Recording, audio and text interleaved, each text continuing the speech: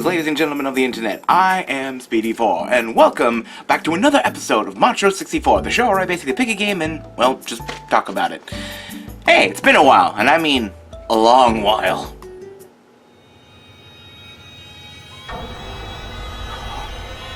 Also, you may be wondering whatever happened to that 5 games under $10 video. Well, unfortunately, I kinda had to scrap it. Not that it's bad or anything, but mainly because it was a little bit too ambitious for what I'm actually capable of doing. I'll probably go back and redo it when I'm actually, capable of doing it. But for now, let's talk about point-and-click adventure games. For those not in the know, point-and-click adventure games are pretty cool. They can be pretty complex and offer some unique gameplay ideas, especially with some manner of inventory puzzle or clever wordplay. Now, while you may think that I'm some seasoned veteran of the genre, in reality, I am but a tyro. Ugh, that is a good word right there. Yes. Jokes aside, I did have some experience.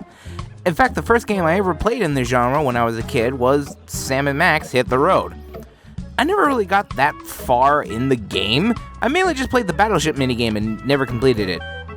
Whoops. I also played some Maniac Mansion Day of the Tentacle when I was a kid, but I didn't get that far either. Because to me, when I was much younger, why control a game with a mouse when you can use a stick? I guess back then all I really wanted to do was jump around and go woo, and maybe take some photos of a little yellow mouse or even collect the occasional puzzle piece. However, as I got older, I started to get more invested in different genres. One thing that really helped me with giving the point-and-click genre another shot was, oddly enough, Phoenix Wright. Objection! What the? You can't count the Phoenix Wright games as point-and-click adventure games. They're clearly visual novels, so they don't count! Is that really your argument? That the Ace Attorney games don't count because they're visual novels? Well, yeah, I suppose. Alright, so tell me, what is it that you do in the Ace Attorney games? Well, you obviously gather clues by going around and... Oh. Yeah, you click on stuff in the environment, and then you can look at your stuff in your inventory. And in fact, in later games, you can even look at the item in 360 degrees. And also, if you look at the Wikipedia entry, and even the Ace Attorney wiki itself, they are categorized as adventure games. Okay, you have a point. I mean, granted, they don't perfectly fit in the point-and-click aspect of the genre, but they're still adventure games, so it's nothing to get wrapped up in. Tangents aside, it was thanks to Ace Attorney Phoenix Wright to point me in the right direction. And while I would like to take a look at the Ace Attorney trilogy on Nintendo Switch, but that's a video topic for another day. What I am going to be taking a look at in this video is The Curse of Monkey Island. The Curse of Monkey Island, or as some people call it, Monkey Island 3, is a point-and-click adventure game developed and published by LucasArts in 1997. Rest in peace, sweet prince. It was also the final game that used the ever-classic SCUM engine, the script creation utility for Maniac Mansion, or SCUM for short, was originally developed for ease of development for Maniac Mansion in 1987. But due to how popular it was later used in other LucasArts games, including Monkey Islands 1, 2, and 3.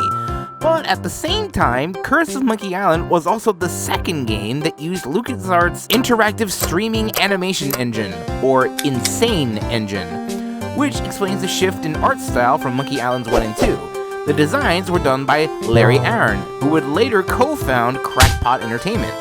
But Curse of Monkey Island was also the first game in the series to include voice acting. So, let's dive right in and see if it's still good after all these years. When you first start up the game, you have the option of picking how you want to play. Either you can go with the regular version, or you can go with Mega Monkey. Mega Monkey is basically the same game, but certain items require a little more puzzle solving. But since we're just taking a regular look at it, we're just gonna go with vanilla Curse of Monkey Island for now. After picking our difficulty, you then get a bunch of monkeys screaming at you.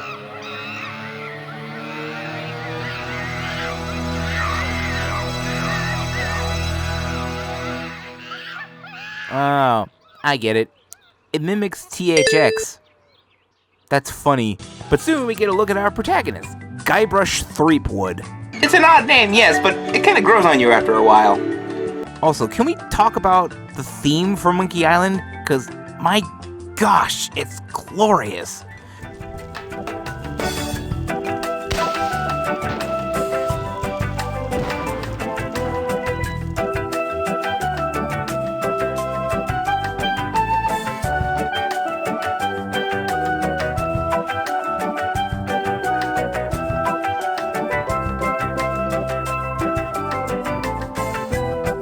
Just hearing those first few notes, I can't help but either whistle or hum along with it. I like how chill it sounds. It almost brings a tear to my eye. I really can't explain why it does, but after the intro credits, we see LeChuck, an evil zombie pirate who is just obsessed with having this girl named Elaine Marley, who happens to be the governor of the Tri-Island area, to love him.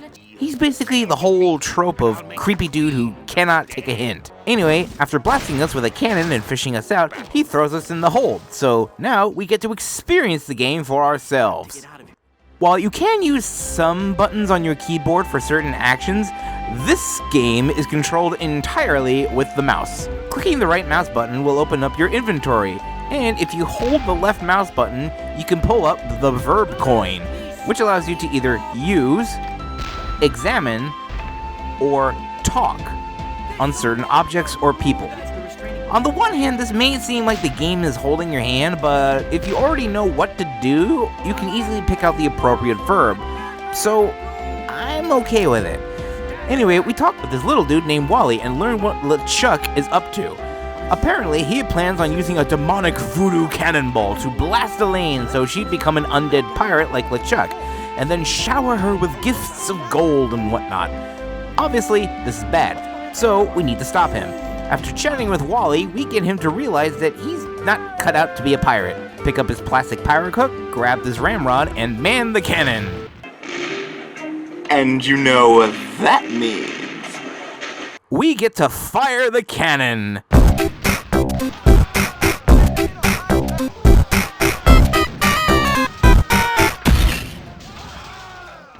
Hey, I'm getting pretty good at this. After taking care of the skeleton pirates, we combine the pyro hook and ramrod to knock this skull into the water. Don't worry, we'll be seeing him again soon. Then we pick up the skeleton arm, which is also holding a cutlass. Then we use that cutlass on this rope holding the cannon. But why though? Because that rope is a cannon restraint rope. Haha! Taste cold steel, feeble cannon restraint rope. Pull the cord, and we get this cutscene of LeChuck preparing the voodoo cannonball. Guybrush pulls the cord and gets sent backwards into the door with a cannon. Neptune's navel, that was a close one.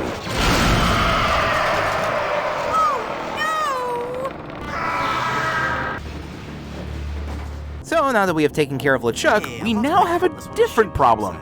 We need to get out of the capsized ship.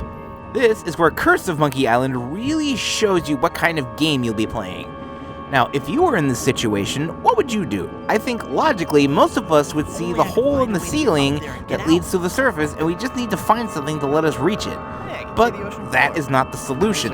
What we find is a bag of wooden nickels, and under it is a diamond ring. And over here, you find a porthole. Now, this really isn't that obvious of a solution, but it's kind of clever. We use the diamond ring as a glass cutter to open the porthole, which floods the ship and allows us to float to the top of the hole.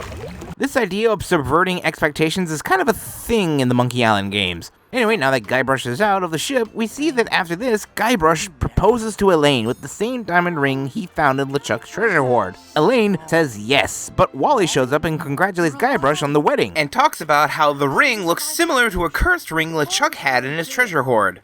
Oh, obviously, he wouldn't have picked up that ring, right? Guybrush! Oh dear.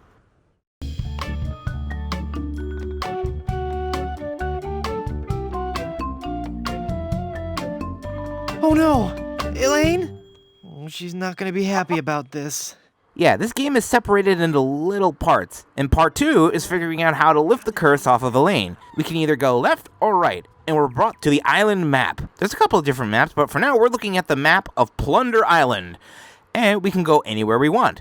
But for now, we have to go to the swamp shack, and... Boo! Ah! I am Murray, the invincible demonic skull. I bring you warning from the infernal realms. Do not go farther into the swamp. Turn back, turn back. Darkness will envelop you.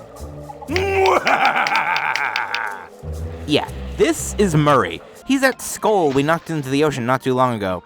He's currently up on the gate here. You'll be seeing him throughout the entirety of the game, and in fact, he's a reoccurring character in other Monkey Island games. To sum up his entire character, he thinks that he's an all-powerful demonic overlord, but he's just a talking skull and he really can't do anything. I personally just like how he rambles on, and I just love how Guybrush can never take him seriously. How'd you get all the way up there? Through sheer force of will. Uh-huh. All right, there was a bunch of those weird voodoo kids. They found me on shore and put me on top of this spike all the time, thinking they were so funny. Anyway, we head to the shack and use our wooden nickels to get some gum, pick up a pin, and pull on this alligator ton, and up comes this lady.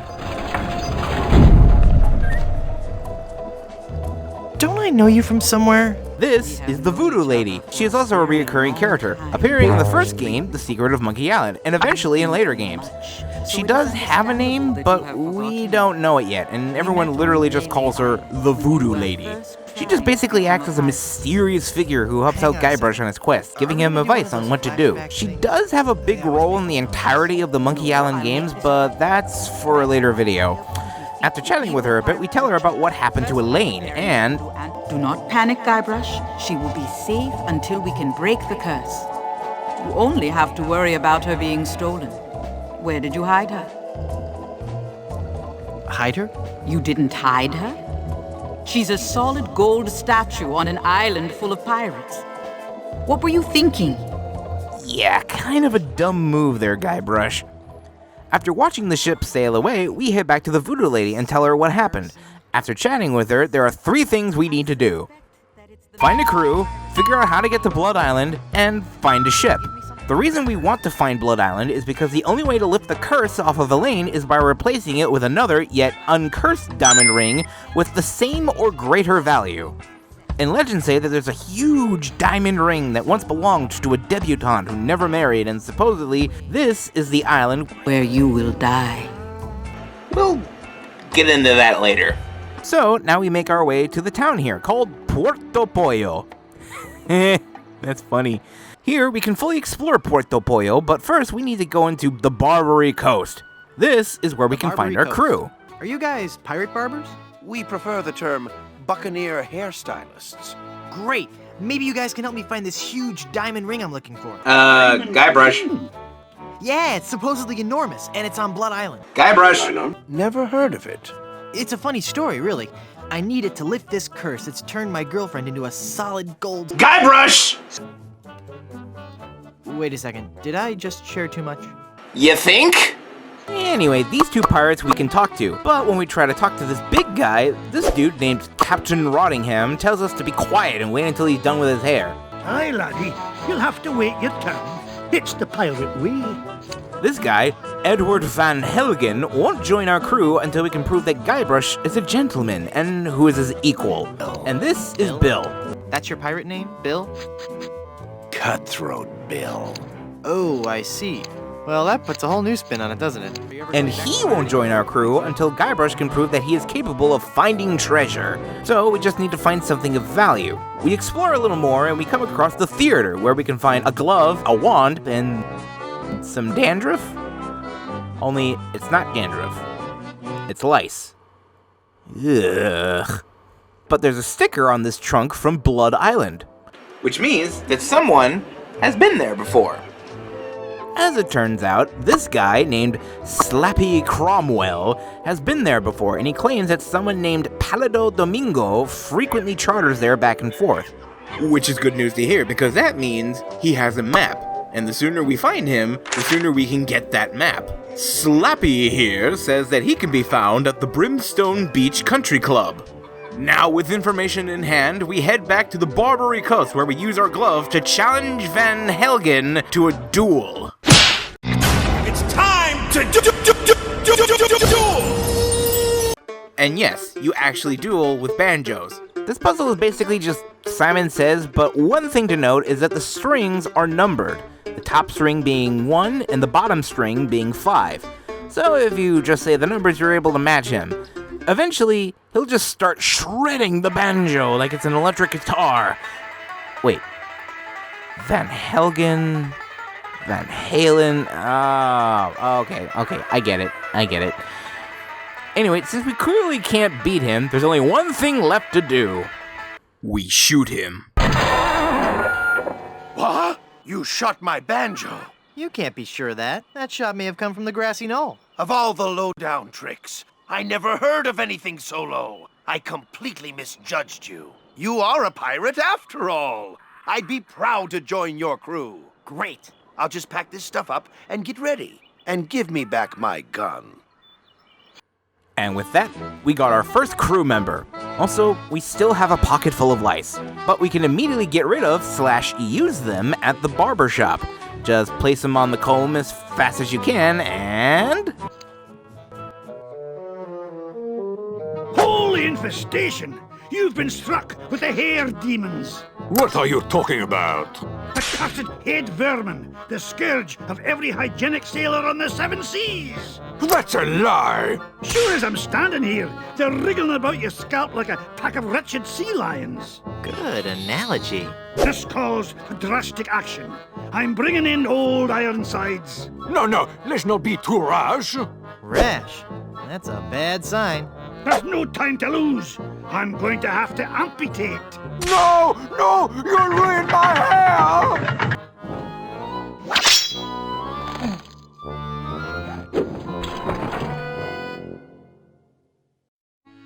If you listen to both Rottingham and Haggis here, they'll sound pretty familiar. Rottingham is voiced by Tom Kane, and Haggis is voiced by the late Alan Young. You know, Scrooge McDuck. When I first played it, I wasn't sure at first, but sure enough it is. Throughout this entire game, he's a joy to listen to. Anyway, he won't join our crew unless we can best him in caper tossing. Obviously, Guybrush isn't that strong, so we need to figure something out. However, to get Bill on our side, we still got a little more to do before he can join. One place that we can visit is a restaurant owned and run by some dude named Blondebeard, and he's rather strange. Do you have a reservation? No. No reservation slip, huh? Then out you go! He won't let us inside unless we have a reservation slip, so we'll have to come back later. We have to go back to the barbershop anyway because there's some items that we need. Like this jawbreaker on the floor, and we need to get those scissors in the ceiling. But how? Simple. By getting a haircut. Have a seat, laddie, and I'll do you up with a fine coif. And while Haggis isn't looking, we kick this rock into our inventory, and he needs to go find a new rock to keep that book open. I have no idea why though. But while he's away, we can crank up this chair all the way to the top.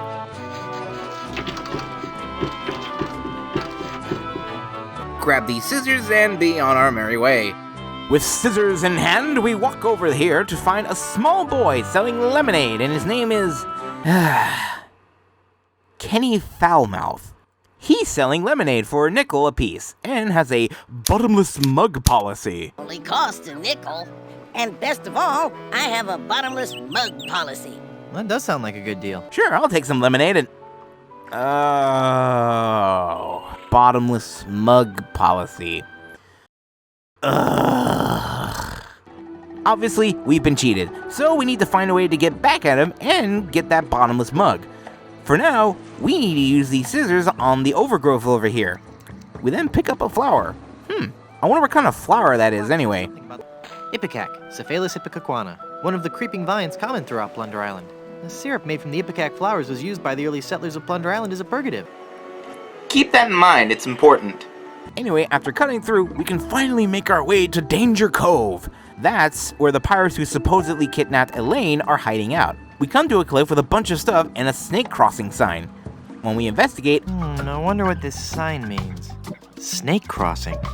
What possible harm could a snake? A huge snake eats Guybrush whole. Not to panic though, because there's some stuff inside the snake that we need. Of course, we find a Fabergé egg, phone books, top secret plans, vacuum cleaner attachments, and what I can only describe as a Denny's Grand Slam breakfast. Sans the bacon. Also with a really snazzy LucasArts coffee cup. But we also have some pancake syrup. And if we cast our minds back just a few short seconds ago... Ipecac, Cephalus ipecacuana, one of the creeping vines common throughout Plunder Island. The syrup made from the Ipecac flowers was used by the early settlers of Plunder Island as a purgative. That's right, we combined the Ipecac flower and the pancake syrup to create Syrup of Ipecac, which we use on the snake and he throws us up.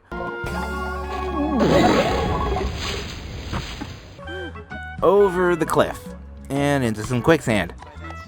Not to worry though, with some quick thinking we tie the paperweight we got from before onto one of the balloons we had, and gently blow on into the perfect position to... Aw, come on! Well, darn. Hey. Thank goodness for those unpredictable Caribbean trade winds. But how do we pop the balloon? Well, by taking a reed and a thorn from this bush, and ta-da! We made a pea shooter. Pop the balloon, and the paperweight knocks down the vine, and Guybrush can pull himself up. Eventually, we make it to Danger Cove, and we can see the very same pirate ship that took Elaine. This boat looks like it was recently patched up, so we can use it to row over to the ship and see if we can find Elaine. But the moment we set foot on the ship, we run into this fellow. A dead man's... Huh? Who are you? This is Mr. Fosse, and he's the first mate to Captain The Scourge of the Seven Seas! The dread pirate, Yes, Captain. It's on the table, sir. LeChuck! That's right. Captain Lech. Yes, Captain. Just an intruder, sir. And so we have the choice of either getting tarred and feathered or walking the plank. If we walk the plank, we just jump back into our boat. Not really a problem. But we clearly want to get inside and listen to Mr. Fosse and his captain. But how do we get inside? Well, by heading back to Blondebeard's restaurant, we can finally get inside because there was a reservation slip inside that snake. Then let's see your reservation slip. Very good. You may seat yourself, pardon me, Mrs. Bryanstone. There's a patron over here, so we go over to him, and... Ah! It's one of LeChuck's skeletal horde. Manny? Is that you? Nah, it's just a skeleton that looks like Manny. Here, we take the knife from his back, along with this card from the Brimstone Beach Country Club. We also get a biscuit. Whoa! This biscuit is full of maggots! Ew. Questionable food safety aside, we chat with Blondebeard, who happens to have a gold tooth. I wonder if we can pass that off as treasure. Let's give him a jawbreaker and see what happens. Would you like this jawbreaker? Thanks to ye. Ouch! I think I loosed me gold tooth. I knew sweets were being bad for me teeth, but it had a fine crunch and were a fiesta of flavor. From now on, I'll be sticking to fleshier foodstuffs. Something chewy. Something chewy, like maybe some gum? Would you like some gum? Thanks. This is really good steak-flavored gum. It gets you here, and it gets you right here.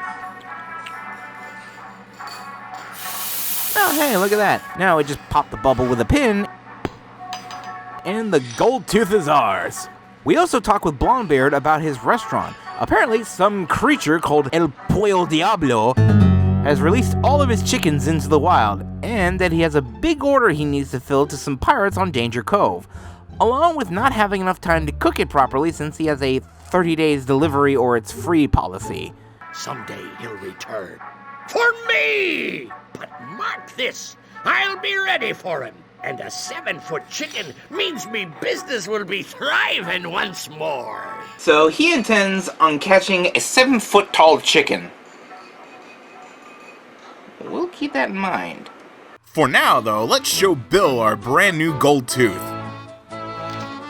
Is that real gold? I guess you can find treasure. So, you'll join my crew? Sure, as long as my partners will join too. So now we got both Van Helgen and Bill to join our crew. All we need now is for Haggis to join. However, Guybrush is about as strong as a wet noodle, so there's no way we can beat him in a caber toss legitimately. So back to the fields we go, and have a look around. One look at this keg on the grassy knolls tells us what it contains. It's an enormous keg of Old Gut Blast brand rum.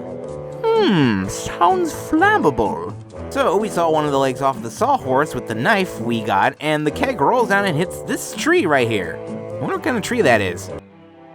Sumatran rubber tree, donated to Puerto Pollo by our Sumatran sister city of Vacaville. This tree is the only one of its kind in the entire Western Hemisphere, and stands as an everlasting symbol of the friendship between our two cities. A rubber tree, you say? So we light the rum trail on fire and...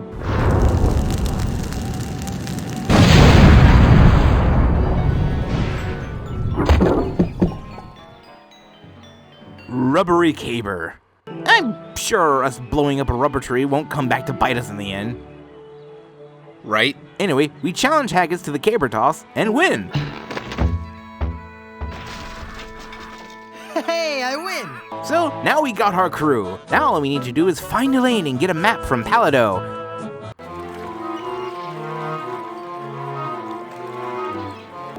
Wait a minute.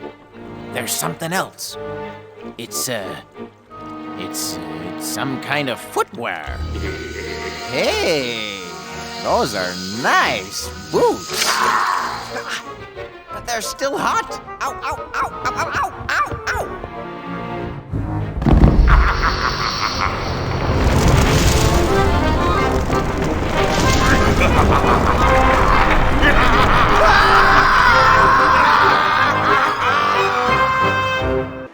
I'm sure that's nothing to worry about, right? Right? Back on track. We need to head to the Sea Cucumber. And yes, that's the ship's name, by the way. And before we get on board, we saw off the plank, forcing Mr. Fosse to tar and feather Guybrush.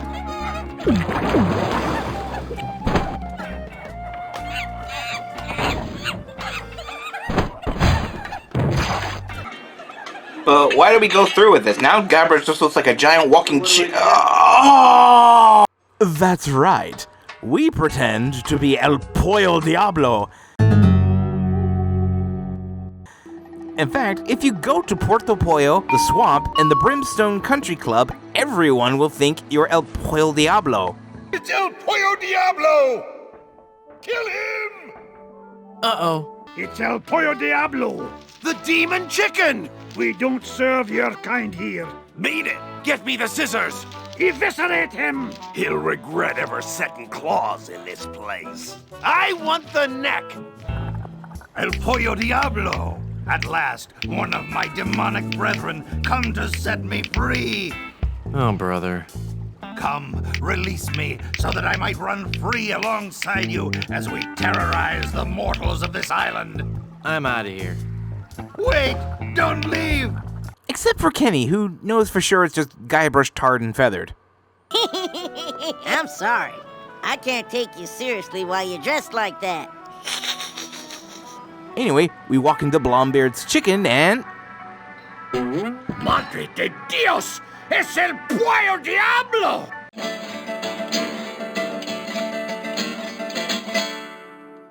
You can say whatever you want, but I always pick the Spanish option. It's funnier that way.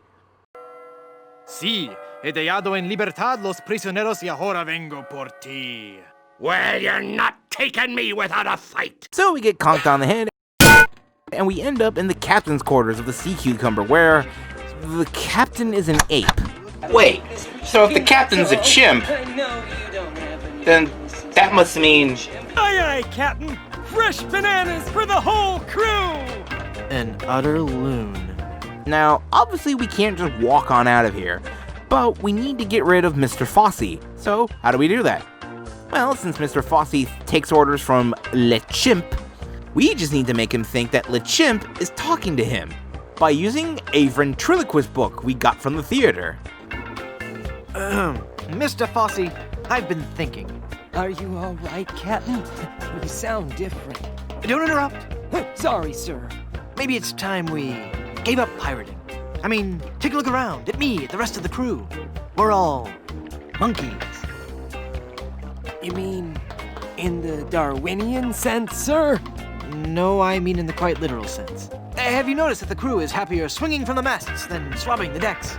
I don't even want to mention what they've been flinging around the ship. Well, we got rid of Mr. Fossey and the rest of the crew, but we still don't know where Elaine is. Well, after Guybrush picks up the map, if you notice, there's some tickets next to the vase. It's 2 tickets for the Long John Silver Center for the Performing Arts. Ah yes, the theater! So we head back over there, but this time, go upstairs. The map says, with all eyes open. So I guess if we pull this lever... That's it! Ah, X marks the spot. So Elaine is buried on stage, and Slappy seems to be mostly juggling. In that case, let's put some chicken grease on these cannonballs. Uh-oh, it looks like he's coming for the cannonballs now. And now the ultimate Shakespearean delight. The famous cannonball juggling scene from Romeo and Juliet. Whoa! Whoops!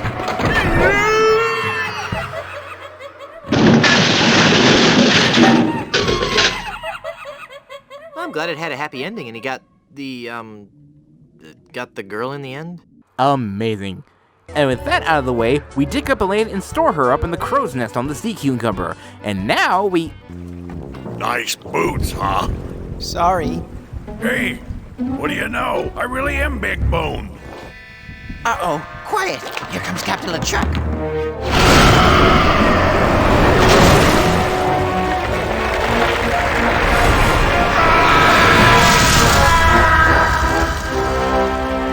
Avast there, ye lubbers! Set sail for my stronghold on Monkey Island. I'll unleash my entire army of the undead. Suffering sailors, 'tis good to be dead! Ah, shoot. LeChuck has returned. Only now he's a demon zombie pirate with a flaming beard. Honestly, I think this is my favorite interpretation of LeChuck. Right up there with Ghost LeChuck. Anyway, he returns to his hideout on Monkey Island. Back on Plunder Island, though, we can finally check out the beach. This is the Brimstone Beach Country Club in Smorgy. Yes, that's actually what it's called. Anywho, this guy, who is simply referred to as Cabana Boy, won't let us in unless we have a membership card. And without it, we can't go onto the beach, we can't take their fluffy towels, and we can't get anything from the grill. Not that we want anything from the grill, but that oil does look enticing. Luckily though, we do have a membership card, taken from Blombeard's Chicken. Excuse me. Yes, you filthy little man. My card. Let me see that. Oh no! In the name of all things clean, you've got a membership! Yes, and I think I'll just take one of your fluffy clean towels and enjoy a nice relaxing stroll down your beach. No, you mustn't! I must, and perhaps I'll sunbathe nude. No! God, please, no! No! No! No! With that out of the way, we can walk onto the beach and... Ah! Hot! Ouch! Oh, But these holes are that's why it's called Brimstone Beach. The sand is super hot, so we can't cross. But what if we use the towels we got? Just dunk them in some water, and while we're here, we use the wet towels on the Cabana Boy and send him away. Ouch! Now with the Cabana Boy gone, we can finally grab that cooking oil. It'll be important, trust me. For now, we use the wet towels to cross the beach and...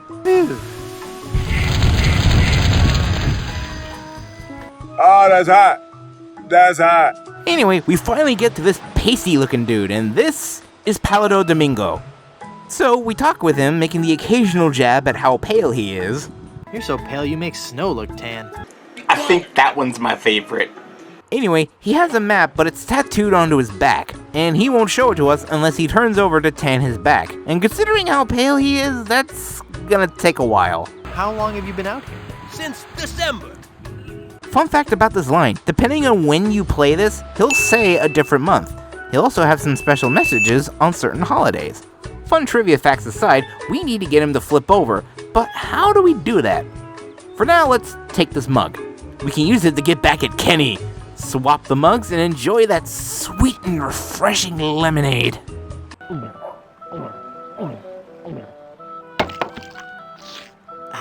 That was as refreshing as morning dew. Hey! Obviously knowing we cheated him out of cheating us, he walks away in a huff. By the way, what are those vats filled with anyway? Big vat full of red dye. Number 2. Red dye, you say? And Kenny left us that picture. So, with the bottomless mug we acquired, we can make Palato think he's getting a sunburn by dumping some red dye on him.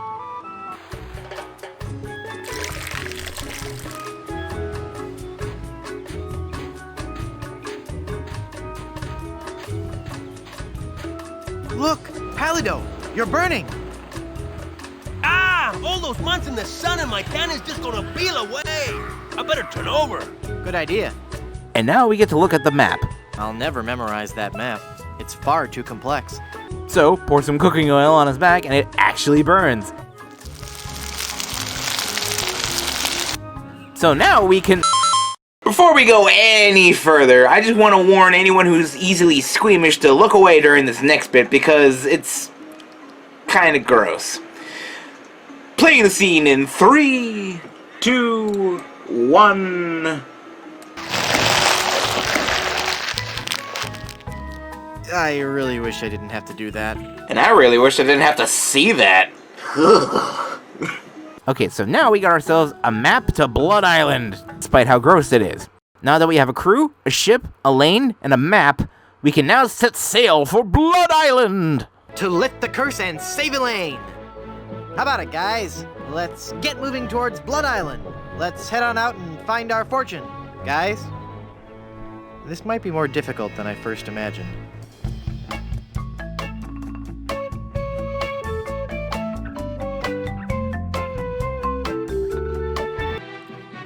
Uh-oh. Apparently, on our way to Blood Island, we were tailed by... Captain Rottingham? So, he wants our map to Blood Island, cause he wants to get the diamond for his collection and use it as a paperweight. Before I go into this next part, in the previous game, The Secret of Monkey Island, had this one section with something called Insult Sword Fighting, where you had to learn a set of insults and the appropriate responses to fight against other pirates, and eventually, the Swordmaster. In this game, that mechanic returns, but with a slight difference. On the sea, we fight it a little differently. On the sea, all your insults and threats have to rhyme. What? So when I say every enemy I've met I've annihilated, you say... I once found some gold, but it was just electroplated? No, you say, with your breath, I'm sure they are suffocated. Let's try that again, shall we? You're as repulsive as a monkey in a negligee. I'm waiting. So, since Guybrush is new to this, he instantly loses his map. So, in order for us to get the map back, we have to best him in Insult Sea Fighting. That is, unless our crew stops singing. No joke, each response you'll pick will have them sing. Come on, men. We've got to recover that map. That pirate will be done for when he falls into our trap. We're a club attuned for rovers. We can sing in every clef. We can even hit the high notes. It's just too bad we're tone deaf. A pirate I was meant to be, trim the sails and roam the sea. While the full song is kind of fun to listen to, we need to get our map back. So, how do we get them to stop singing? We'll surely avoid scurvy if we all eat an orange. And, door hinge? No. Guess the song's over then. Guess so. Okay, back to work. Okay, that was kind of mean. But now with that out of the way, we can pick between advanced ship combat or easy ship combat. The difference is that if you are a man of action, you'll have a tougher time taking down enemy ships, even if you have the right cannons. I'll get into that soon. But if you just want to focus on getting the insults and moving on with the game, the ships will take a single hit and be defeated. I choose that option because while I do want to get through this in an orderly fashion, I actually like this part a little more than the original sword fighting from Monkey Island 1. So first, we need to head to this tiny ship that pops up. We fight it, and we get into it. So how the sword fighting works is that you pass off an insult, and if a pirate knows the appropriate response, they'll say the response. If they don't know it, they'll say things like, I am rubber, you are glue. Or, I'm shaking. But if they say an insult we don't know, we can say things like, oh yeah? Also, Guybrush will say something funny each time he comes across a new insult. They'll rhyme, but they're obviously not correct. I leave you devastated, mutilated, and perforated. Chinese food's best when not monosodium glutamated. You basically do this until you have all the appropriate insults and their rhyming responses. But you can't just sail up to a ship and get into insult sword fighting. You need to fight the ships first. You only have to do this once for each ship, so it's not that tedious. You right-click to fire your cannons, and on easy ship combat, the ships take one hit, and then they're just instantly defeated. And then you can get into the insult sword fighting. Now, one bit of advice I got for anyone who wants to play Curse of Monkey Island is that when you get to this section, you can easily get about 50% of the insults from the first pirate you fight. Out of all 16 insults and 16 total responses, this pirate knows about 10 insults and 5 responses. But after winning against a pirate, you must sail back to Plunder Island. I mean, you could fight another pirate if you want to, but if you lose, you must hand over all your treasure in your ship's hold.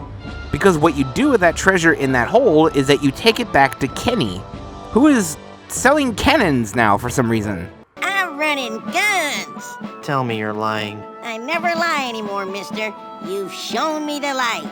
Can I interest you in some shrapnelizing ammunition designed to bring exquisite pain and unreasonable suffering to all your enemies? How a child managed to get his hands on deadly weapons of ship-based combat and is able to sell them, I'll just have no idea.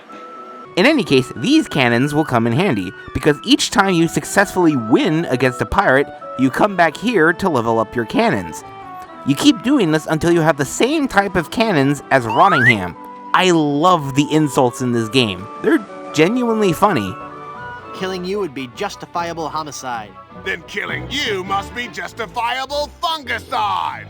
Also, one thing that's really cool about this is that during the ship combat, if you push Shift J, the next time you go into insult sword fighting, all the sword clinging sound effects will be replaced with lightsaber sound effects.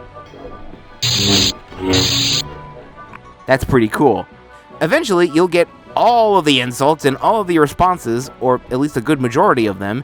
Your cannons are now at max level, and you can now face off against Rottingham. When you fight against Captain Rottingham, he'll throw you off guard because he's using insults you've never heard of. Nothing on this earth can save your sorry hide. Before you start thinking that there were some secret responses or something like that, relax. You already have the appropriate responses. You just need a bit of clever wordplay. I give you a choice. You can be gutted or decapitated. With you around, I'd prefer to be fumigated. Sacre bleu! I cannot believe it! I have been defeated in battle! So give me that map, take your ship and skedaddle. Now we can get back to sailing to Blood Island.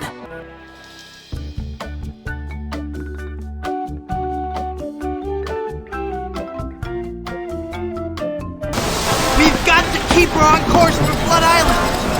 Van Helgen! I'm doing all I can here! Agus! Lend a hand! I'm barely holding on myself, mate! My God, this wind! She's the devil's own!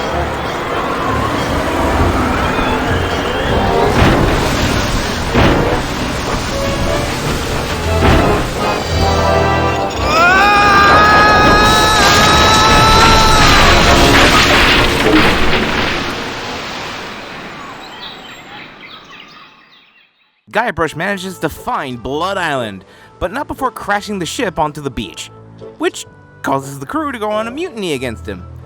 So it looks like he's on his own again. Now we can explore Blood Island, but we got a lot to do. We managed to find Elaine in a clearing here, and we need something to slip the cursed ring off her finger. So some hand lotion might work, but Haggis won't give it to us unless we can find some tar or something tar-like to repair the ship. Unless we get us some tar or something like it, we're doomed to this island for good. Aye, I'd give you the whole bloomin' bottle of lotion if you could find me something to patch the ship, so we can be on our way home. We'll come back to that. For now, we need to figure out how to find the ring we came here for. Before we leave, let's pick up this bottle and pull the cork off.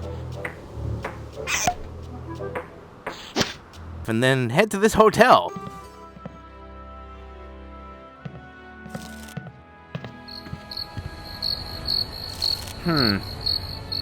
Lively crowd, huh? These are some of the residents of Blood Island.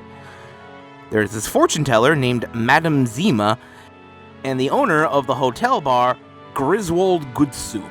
He won't talk to us unless we can get him the ingredients for an instant hangover cure, which is recorded in this recipe book. Okay, let's see here.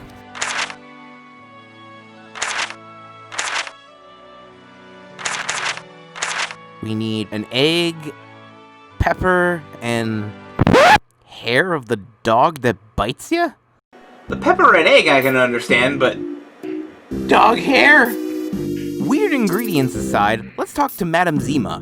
Guybrush asks for his fortune, and each time he asks her, she just ends up pulling death from her tarot cards. Like, each time he asks, she keeps pulling up death. There must be some mistake. Read my tarot cards again. Once again, it is death. I'm feeling luckier. Give me another tarot reading. The card says death. Hit me. Death? How many of those cards do you have, anyway? Eventually, there will be 5 death cards on the table. Knowing adventure game logic, we need these cards. So, we get her to look away, and now we have 5 of a kind in our inventory. They'll be very important, trust me. Now, we just need to explore the island for the hangover remedy ingredients. The pepper you can get from this chili pepper plant by the windmill. There's an egg in this tree, but if we knock it down, it'll just splat on the rocks below. So, we need a cushion from the bar, and we grab a hammer and chisel from the cemetery. There's also a dog here, so we give it one of the dog biscuits in its bowl and...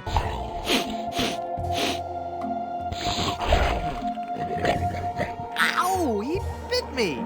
Hey, didn't the recipe call for hair of the dog that bites you? Yep, we take some of the dog's hair. At least he's shedding. But back on the beach, we place the cushion on the rocks and knock the rubber tree with the mallet we got, and the egg lands softly on the cushion. Alright, we got the ingredients. Let's just give them to Griswold here, and...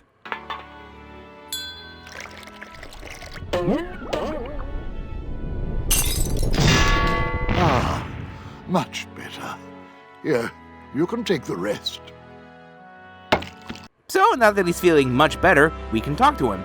The gist behind the ring of Blood Island is that his great-aunt, Minnie Strony Goodsoup, and yes, that's actually her name, was to be wedded by a pirate she fell in love with.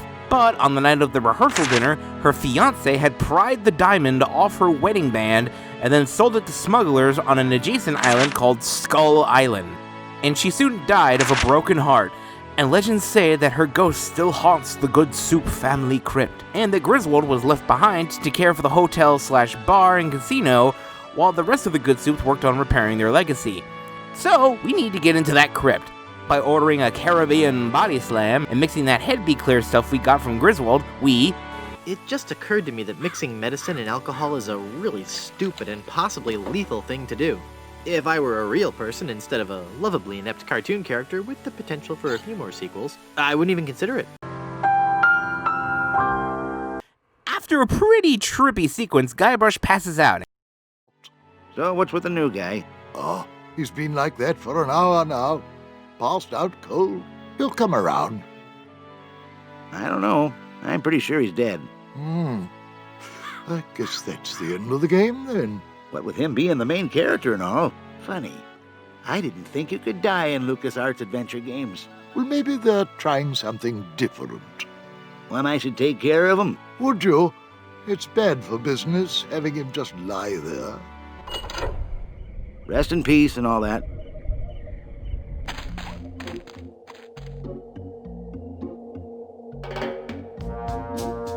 Hey! not really dead.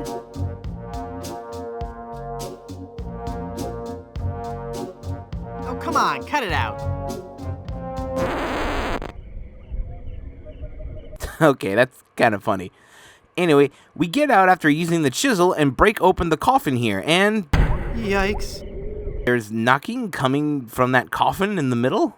Oh my god, it's my hopes and dreams come back to haunt me! Actually, it's this guy named Stan. He's also a reoccurring character in the Monkey Island games. He is basically the alpha salesman. The bright smile, the eccentric personality, the eye-catching and hypnotic coat. I love the effect on his coat. It reminds me a little bit of the effect you see in Chowder. Does anybody remember that cartoon? Also, he was in that coffin because Guybrush was the one that nailed him in there. Anyway, in most games, he usually has some sort of scheme. In this game, Stan is selling life insurance. And we need that for a later part of the game, so we'll head back to the hotel and ask him why we weren't in the crypt where his aunt was buried. Well, isn't it obvious? You can't be buried in the Good Soup family crypt unless you're a member of the Good Soup family. A member of the family, huh? Sounds like we need to fly our way into the family.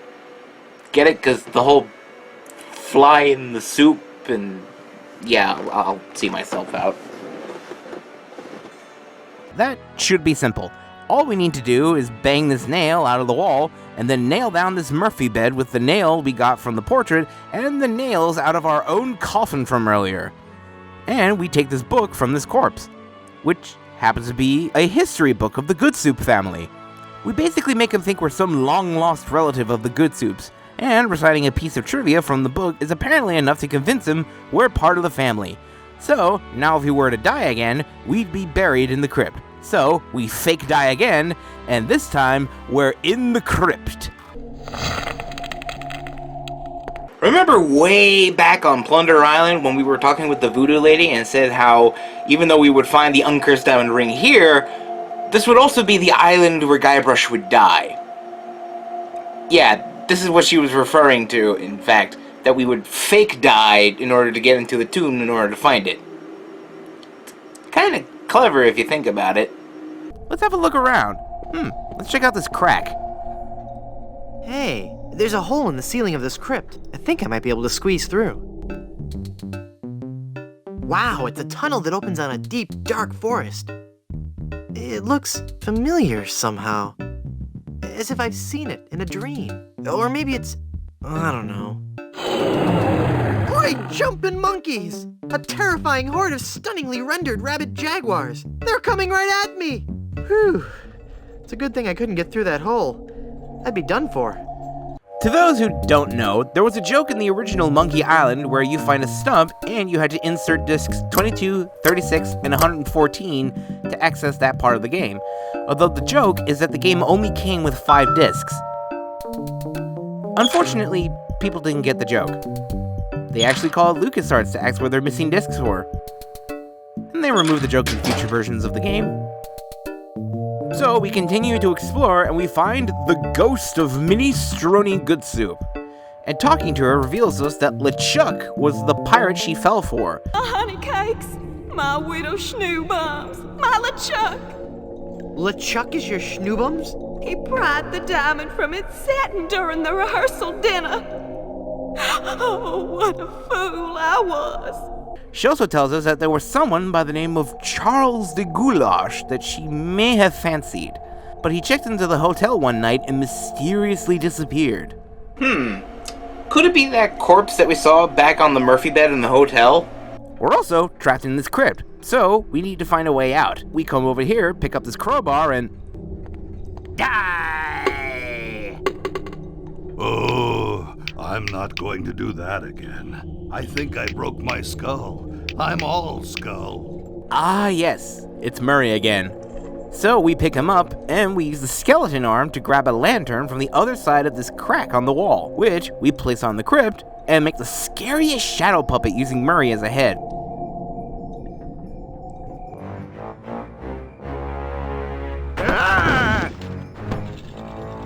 Mortal fool! Release me from this wretched tomb!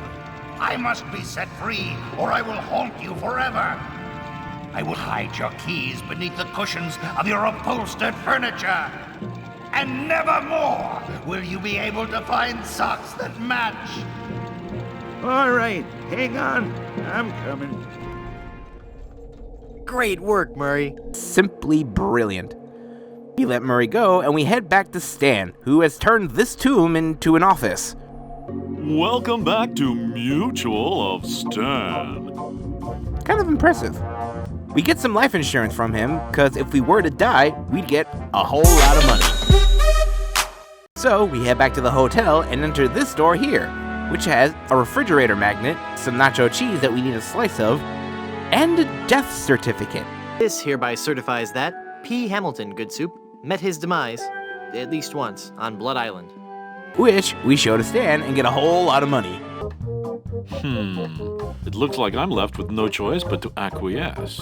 No, just give me my money. That's what I mean. Oh, thanks. Did we just con the con man? I think we did. Back at the hotel, we use the crowbar we got to remove these planks on the wall while causing some ruckus with it, apparently.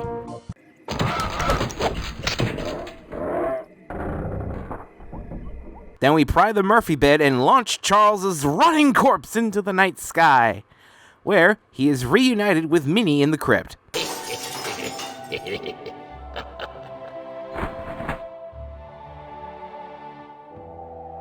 Oh, I'm sorry. I didn't hear you come in. I was just with... Charles? Charles de Goulash, is it really you? Minnie! It's been so long. Oh, Charles, it has. It has. You look so different. Really? Why, you look exactly the same.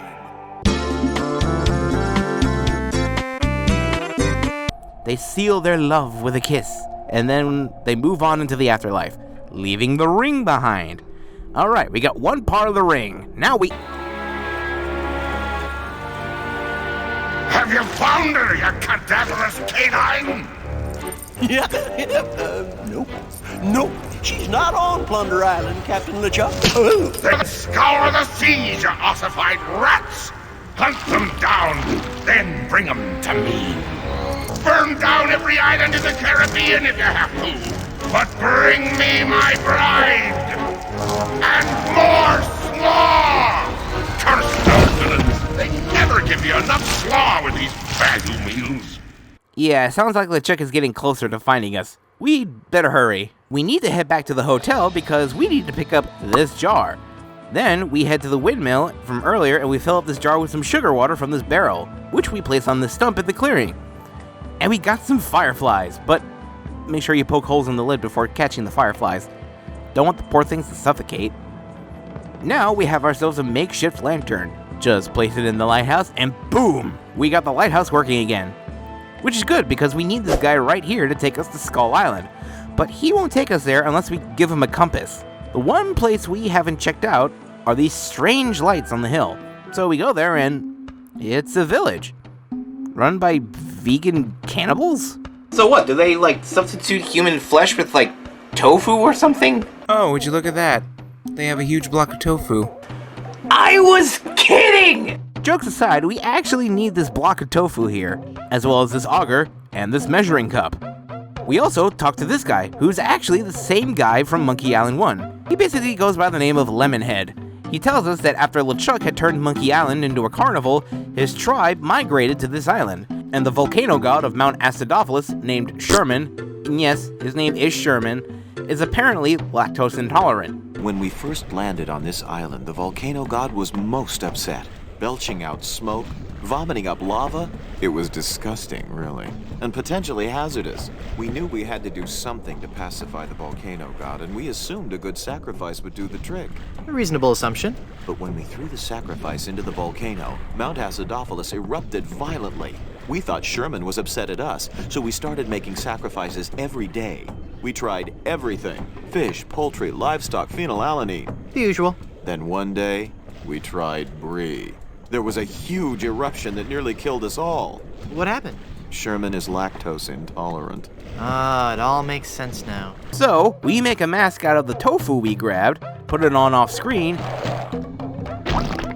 and talk with Lemonhead again. And this time we get to watch their sacrificial ceremony, where they sacrifice a mannequin made of fruits and vegetables. Accept this sacrifice we make unto you. In the form of flesh with high amounts of fiber and wholesome cellulose, free of all fat and trans fatty acids, so that it might nourish you and bring your favor upon our humble village, and not upset nor agitate your ulcerative caldera. Okay, boys, toss him in. You've been a wonderful audience, thank you, and good night. And while they're not looking, we slip some nacho cheese into this lava, which causes the volcano to erupt. Fool! You've given cheese to a lactose-intolerant volcano god. Do you know what that means? You brought about the coming of the divine dysentery. Run for your lives!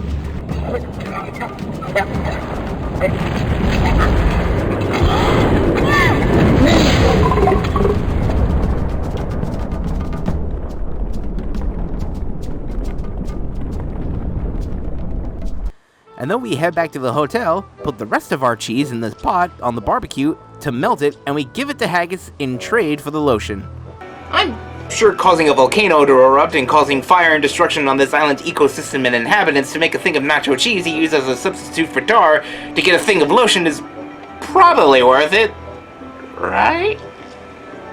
Besides thinking about the ethical issues of what we have just done, we can now remove the cursed ring from Elaine's finger, which explodes upon removal. But we can't lift the curse just yet.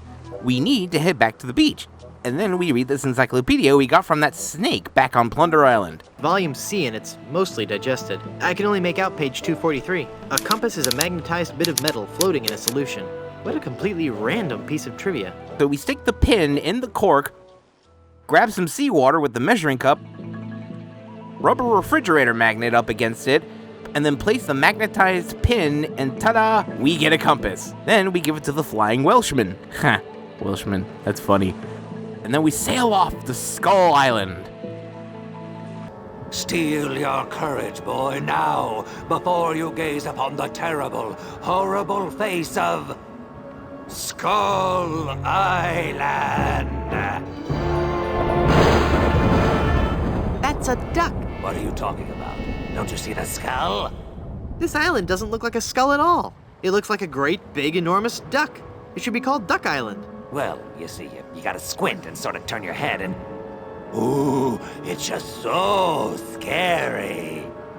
If you squint and turn your head, it looks like a bunny. Well, anyway, see that light up there on the cliff face? That's Smuggler's Cave.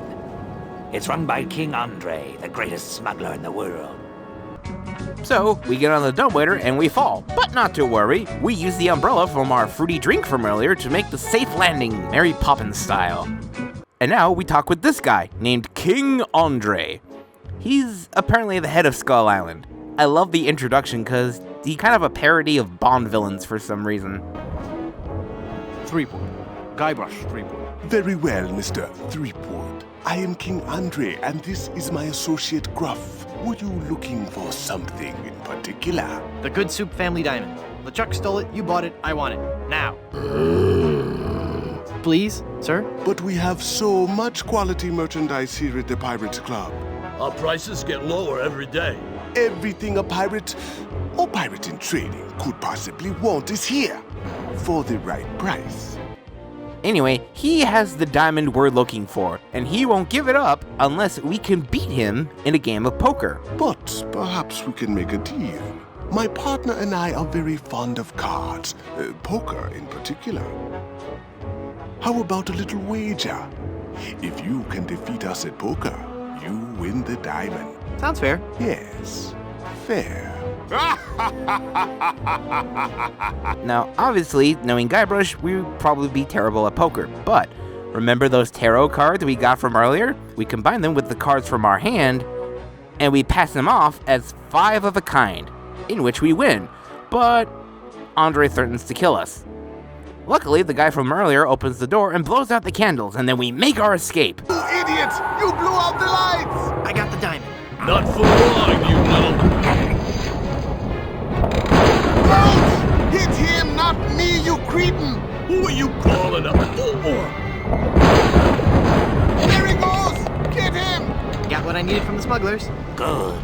Let us leave this place of evil. Good luck on the rest of your adventures, Guybrush. Alright, we got the diamond. Now we just combine it with the ring, and ta-da, we got ourselves a brand new uncursed diamond ring. We place it on Elaine's finger, and...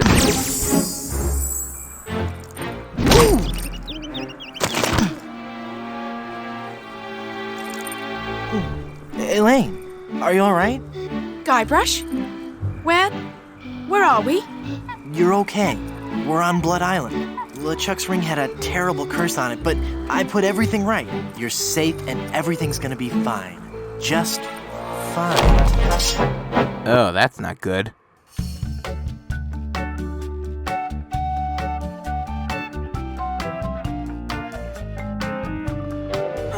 Save your breath, lass.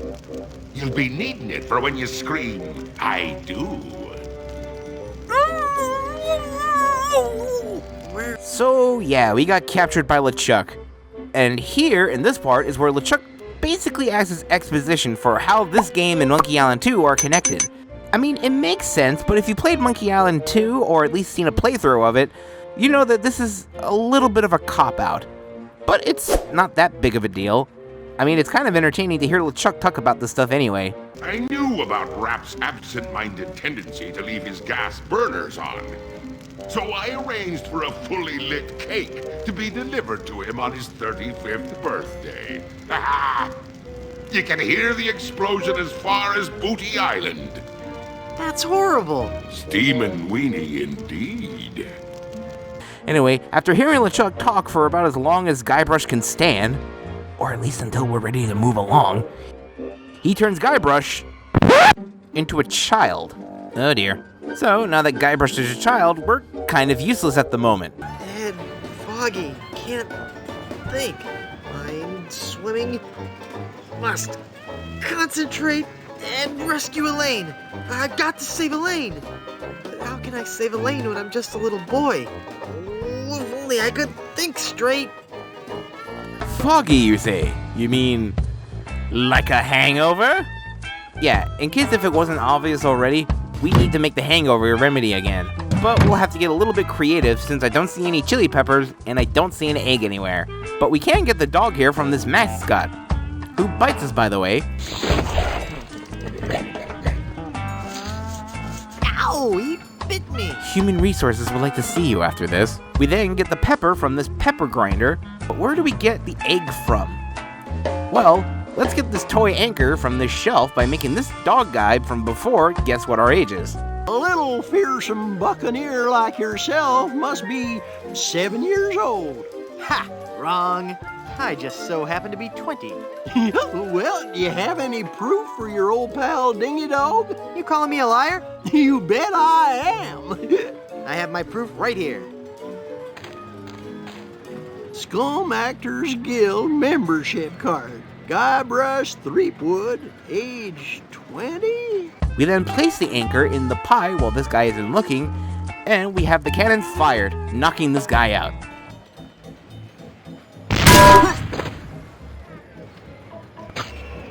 Did you just hear something? No. Weird.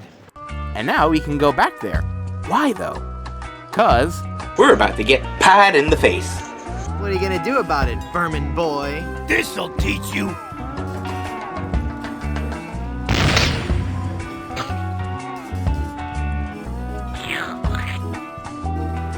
But why do we go through that? Because it's a meringue pie. And what does meringue usually have? An egg. We got all the ingredients, but we don't have any form of beverage. But that's okay. We just simply need to get a snow cone from this pirate who would seriously give a health inspector a field day. In fact, my cones are so original, so inventive, and so unique. then most are completely inedible. And we just simply apply our ingredients to the snow cone, eat it, and... Ew. The pepper helps, though. Brain freeze.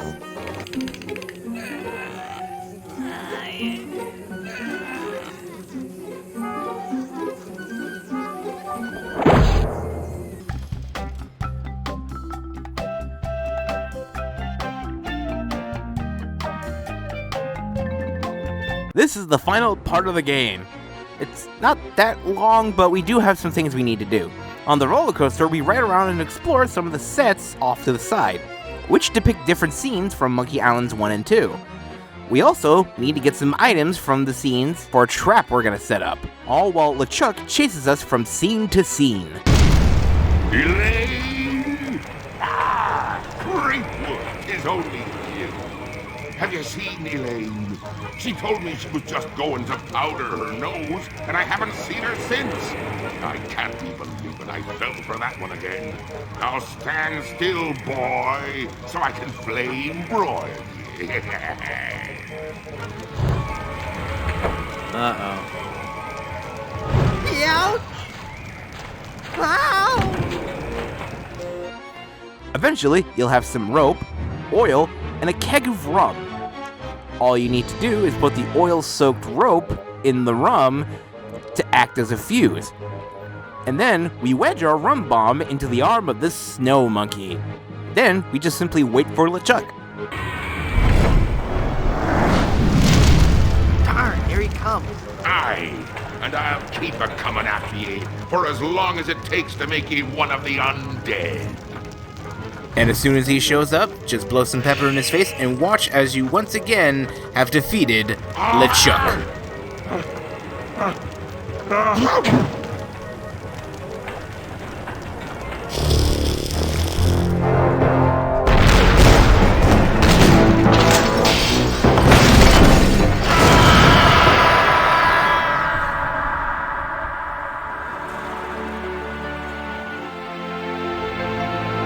We then watch Guybrush and Elaine finally get married, and then they sail off into the sunset, and then credits. And that's the Curse of Monkey Island. It's a fun game to go through, and I had a blast playing it for this review. In fact, I even played through it again, but this time on Mega Monkey difficulty. Some things have changed, like how you need to make Bill choke and do the Heimlich maneuver on him to get him to drop the jawbreaker, or you need to pretend to be a portrait to convince Griswold you're a member of the family. Sure, it's a little easy in terms of other adventure games like Keen's Quest, The Longest Journey, Broken Sword, Myst, and even the original Monkey Island. But it's still a fun game to go through, and it's not that expensive to get on Steam or even GOG. So, if this game looks interesting to you, then I'd say go for it. Or don't, considering I just talked about the entire thing. Whatever. But hopefully I could do more point and clicks in the future, and hopefully it doesn't take me another 4 months to make another video. Sorry about that. Thank you so much for watching. I do want to mention once again how sorry I am about getting a new video out. I'll try to be more regular with my uploads, but if you know how life has been recently, it's kinda tough. But I do appreciate all of you watching.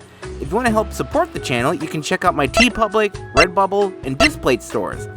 And if you like this video, then give it a like. And if you want to stay up to date, then hit that notification bell. It'll let you know when I post a new video. And don't forget to subscribe to the channel if you want to see more videos from me. And until next time, I'll see you guys later.